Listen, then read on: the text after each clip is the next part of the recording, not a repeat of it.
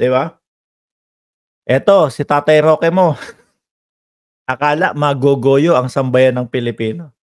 Kayo po ba mga kababayan, kung sakali 'no, na talagang tumakbo 'no, "Bro tinitira ka ngayon ni Oli sa live." "Ah, yung Tikolero? Ayos lang, walang problema. Basta ako hindi ako nagbebenta ng kotse, di umano 'no, ng bulok tapos tapos sasabihin ko brand new." Okey lang yun. Dito po mga kababayan, sa social media, pagka humarap kami, talagang umpisa pa lang po tanggap na namin na may babanat sa amin. Sa umpisa pa lang po, may mga death threat na sa'min. So kami, wala na, sanay na po kami diyan. Mga kababayan, inaalmusal na po namin lahat 'yan. Ano po? So ngayon, eto, si Roque pinagmukhang obob talaga ng ating pangulo mga bossing. Paano po at bakit? Ano, siyempre nga 'di ba, ano, water cannon. Oh, tirahin din ng water cannon 'yan, PBBM. Ganyan ang pang-uudyok ni Roque. Pero po, sinoplak po mga kababayan ni Pangulong Bongbong Marcos itong si Roque. Hindi man direct na sinopla mga kababayan, pero, ano po, sabi ng Pangulo, hindi tayo babawi ng water cannon. Dadaanin natin 'yan sa diplomasya. Akala po talaga siguro ni Roque, maeenggot niya o maeeng-eng niya ang ating Pangulo mga kababayan. Yung mga ganito pong, hakbang nila, umaasa pa po sila kasi mga kababayan, mga boss, chief, amo, sir, na mananatili at makakabalik pa sila sa puwesto, mga bossing. Ang problema, wala na po. Si Kapiter na lang po ang naniniwala sa kanya, ano? Kasama po nung 6,000 na dumalo doon sa Mautog, mga bossing. Tapos ayan, siguro ang binabanggit ni yung si Boy Tikol, di umano 'no, paa lang ang katapat, tikol na. Ang binabanggit siguro ni Boy Tikol, dahil nga po sinasabi natin mga kababayan, na yung Mautog nila 'no, yung Mautog po nila mga kababayan, kunyari magse-set up, tapos ipapa-cancel ng mayor, tapos ganito, ganyan, tapos magmumukhang kaawawa, magpapaawa sa tao, para sa susunod, makakapag-imbita sila ng mas madaming, tao, mga kababayan. Basa din po ng taong bayan 'yan, mga bossing. Basa din po ng taong bayan 'yan. Oh, biruin mo yung isang Mautog nila, 'di ba? Yung Mautog saan ba yun? Sa Bulacan.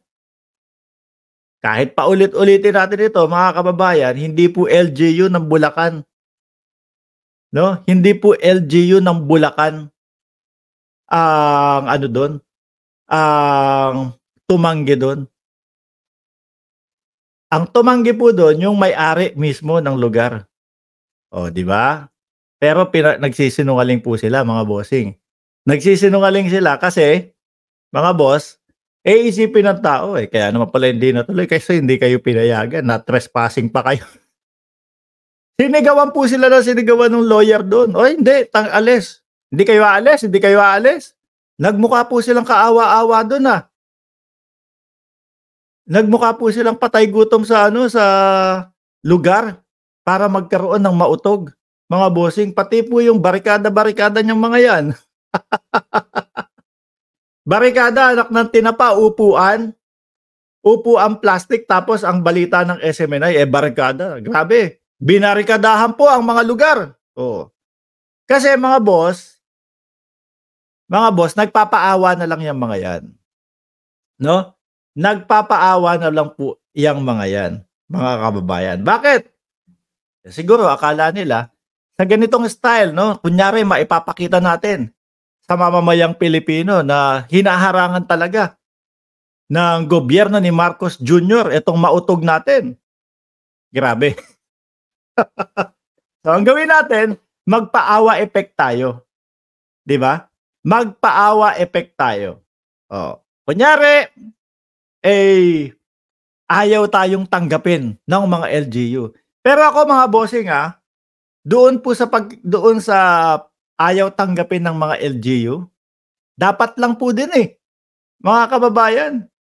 Dapat lang din po. Bakit, mga bossing? Ang sinisigaw niyang mga 'yan pagpapabagsak ng gobyerno, 'di ba? Ang lakas at ang tigas ng mga muka na magsabi, nakakasuhan yung mga pipigil doon sa mautog. Pero po sila po ang santambak ang kaso, mga kababayan. Kung sakali po na matuloy yung kay Pantaleon Alvarez, oh, yun ang dapat kasuhan po na rebellion, 'di ba? Sedition, oh. Tapos yung mga vlogger nila, mga kababayan, na nang-uuto ang unang nauuto, si Kapiter, mga kababayan, 'no?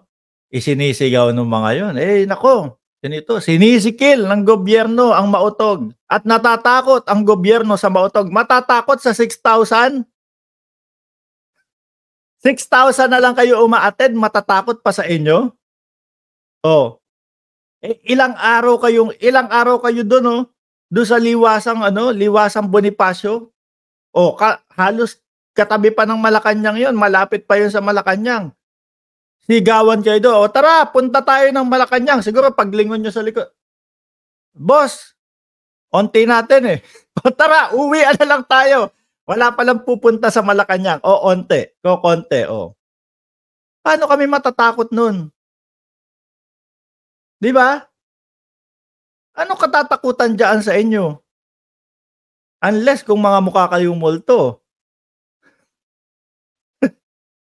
Unless kung talagang may dapat katakutan sa inyo. 'Di po ba? Oh, tignan niyo, soplak si Roque, mga kababayan. Soplak si Roque, mga bossing, 'di ba? Akala niya magugunggong niya ang pangulo. Pero ang totoo, pinagmukha siyang bobo. Biruin mo, lawyer, pinagtatawanan na lang po ng taong bayan. Katawa-tawa na lang. Sabi, katawa-tawa, 6,000 na lang sila. Yun po yung pero palabas po nila. Ayan, si Oli, 'di ba? Palabas po niya, 100,000 po ang umattend. Yung pinapakita, ibang picture yata. Parang picture yata o live yata nung Ben and Ben, mga kababayan. No? Dami, Ito, 100,000. Pero kapag binrate mo yung mismong picture, kalat-kalat sila. Pagka binrate mo yung mismong video nila, mga kababayan, wala. Sabi ko, na-extend ba yung tawag dito? Na-extend ba yung COVID? Kaya, at mga naka-social distancing. Daig pa yung COVID, sa social distancing ng COVID, kumbaga, isang di pa, mga kababayan. Yung kanila, halos 10 di pa po, mga bossing. At isa na din po, mga kababayan,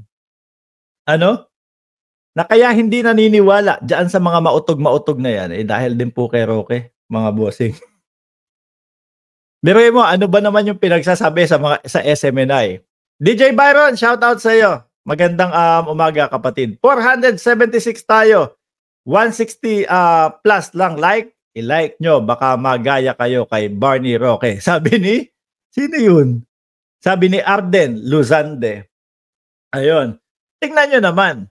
Ano yung mga pinapakalat ni Roque? Hawak na po ni Maharlika yung video. Sabi ni Maharlika, wala po akong hawak na video. Nagtuturoan na lang po yung mga yan, mga kababayan. At ito naman po, yung mga aanga-anga.